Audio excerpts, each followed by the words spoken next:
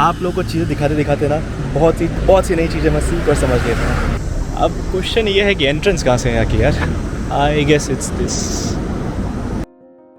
सो ये जो sewerage system होता है, हाउ डज इट वर्क, पानी कहाँ से आता है और कहाँ जाता है, ये समझना पहले इज इम्पोर्टेंट।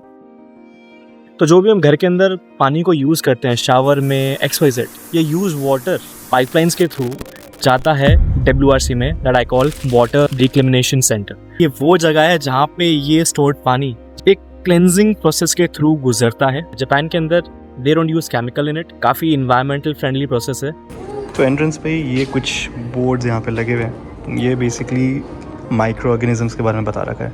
आगे जाते हैं तो खाने के अंदर माइक्रो ऑर्गेनिज्म कैसे यूज़फुल होते हैं और क्या काम करते हैं। इन जापान के किस किस खाने के अंदर कौन कौन से माइक्रो ऑर्गेनिज्म होते हैं जो हेल्थ के लिए काफ़ी लाभदायक है, वो बेसिकली यहाँ पर डिफाइन कर रखा है। एंड ये पार्ट आता है इनका गंदे पानी को कैसे प्योरीफाई करते हैं एंड प्योरीफाई करके उस पानी को कैसे वापस बाहर नदी में भेजा जाता है। तो ये सीवेज का पानी, धारावी का पानी बेसिकली कैसे प्योरीफाई करते हैं, इसको एक्सप्लेन कर रखा है। And this is the most important element. तो ये एक रिएक्शन चैम्बर है जहाँ पे केमिकल का इस्तेमाल नहीं होता पानी को प्योरीफाई करने के लिए। इनफैक्ट जो माइक्रो ऑर्गेनिज्म वहाँ पे उन्हें बता रखे हैं, उन्हीं का यूज़ होता है पानी को प्योरीफाई करने के लिए।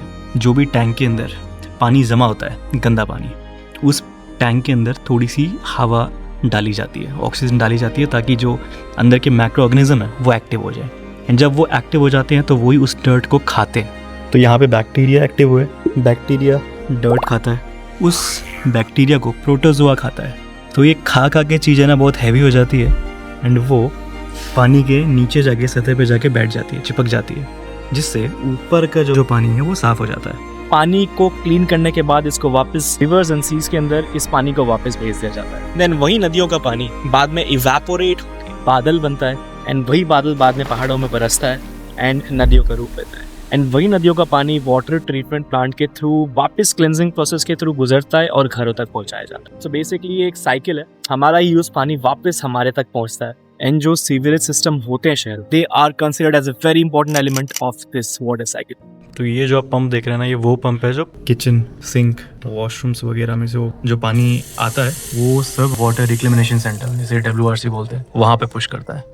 लेकिन इस प्रोसेस में काफ़ी एनर्जी यूटिलाइज होती है, तो ये कई बार गर्म हो जाता है, जस्ट लाइक एनी मशीन।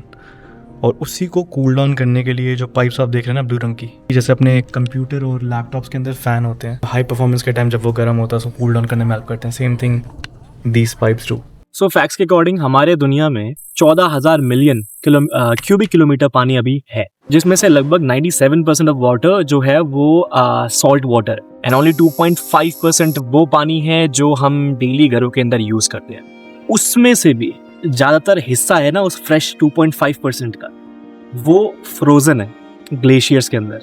पूरे दुनिया का 0.1% ही उतना एक हिस्सा है जो हम घरों के अंदर डेली यूज कर रहे हैं। दैट इज वाई हम बोलते हैं water is a limited resource. I wish I could go inside यार, यहाँ पे कुछ तो बना है, बट आई गेस इसकी टाइमिंग होती है अपनी अपनी, एंड ये अपनी अपनी टाइमिंग पे गेट खोलते हैं। Let me ask them.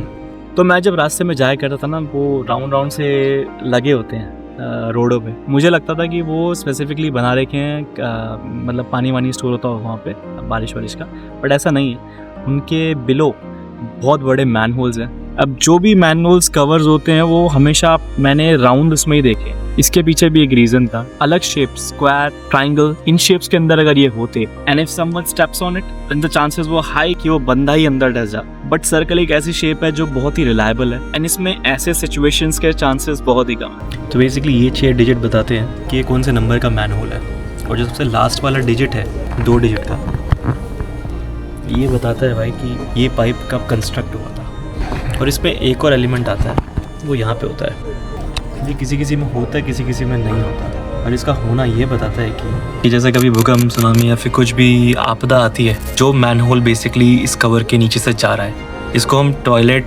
शौच, इन सब की सुविधा के लिए यूज़ कर सकते हैं उन टाइम्स पे। और ये जो आपको मैनहोल्स कवर दिखेंगे जिसके नीचे से ऐसे मैनहोल जा रहे हैं, ये आपको यूजुअली उन्हीं जगह पे दिखेंगे जहाँ पे ट्रैफिक वगैरह का ज़्यादा इशू नहीं होता, ताकि कभी एवैक्यूएशन की ज़रूरत पड़ती है तो उस में भी दिक्कत ना आए।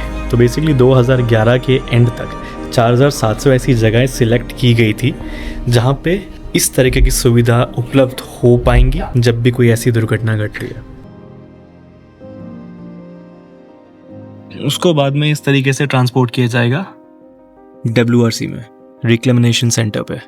तो जो ये पाइपलाइनें बिछी हुई है, अब इनकी मरम्मत भी काफ़ी ज़रूरी है। अगर ये इतना सब कुछ देख रही हैं तो टाइम टाइम पे इनके भी चेकअप्स यहाँ पे होते रहते हैं। उसको भी काफ़ी अच्छी टेक्नोलॉजी से इसको बैकअप कर रखा है। या multiple ways through which these pipelines are renovated, and इस पूरे मेथड को रिहैबिलिटेशन मेथड बोलते हैं। 2 तरीके के मेथड्स हैं। पहला spiral liner method and the second one is cured in place pipe inversion and formation method. Spiral method में से जो SPR है ये काफ़ी जाना माना है, एंड मैं इसी की बात कर रहा था जो मेथड अमेरिका एंड रशिया भी यूज़ करता है। एक स्पाइरल शेप का लाइनर पाइप होता है जो पाइप के अंदर डाला जाता है, इट कीप ऑन रिवॉल्विंग, जिससे वो पुरानी जो पाइप की दीवारें हैं उसको कवर कर देता है और वहीं पे एक नया मजबूत रास्ता जो है वो बनाता है। इससे जो पुराने पाइप की स्ट्रेंथ होती है वो बढ़ जाती है और जो लीकेज वगैरह हो रही होती है वो भी काफ़ी हद तक कम हो जाती है।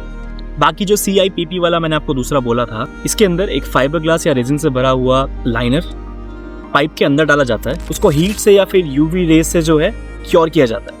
अभी like considered as a clay, जैसे हम क्ले सीमेंटिंग करते हैं ना उसके ऊपर, टाइप वाली चीज़। 少し大丈夫です。すごい素晴らしい。東京都水の科学。はい、すいません、ありがとうございます。ありがとうございます。You know what's beautiful about this place? कि ये बनाई ही बच्चों को समझाने के लिए था कि उनको समझ। お持ち帰りになります。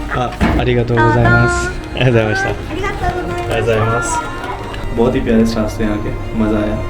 even though I was using camera, they properly guided में कि यहाँ पे कैमरा यूज़ कर सकते हो या नहीं कर सकते। Even though I was the only foreigner in the building. तो होता है ना कई बार आपको इंग्लिश नहीं आती तो यू ट्राई ना अवॉइड इंटरेक्शन। मेरे पास आके उन्होंने बात करी, बोला कि चलो थोड़ा आप यहाँ पे भी घुस जाओ, ये भी दिखा दो, वो भी दिखा दो, ये भी रिकॉर्ड कर लो, वो भी रिकॉर्ड कर लो। इस जगह को जिस तरीके से डिजाइन कर रखा था ना, वो इतना अच्छा था कि एक बच्चों को इतनी कॉम्प्लेक्स चीजें हंसते खेलते समझ आ जाएगी। पेड़ मत काटो, गंदगी मत फैलाओ, ये बोलना ही इनफ नहीं है। If I say that I love nature, if I call myself an environmentalist, then I need to spend some time to understand this whole ecosystem and how it works.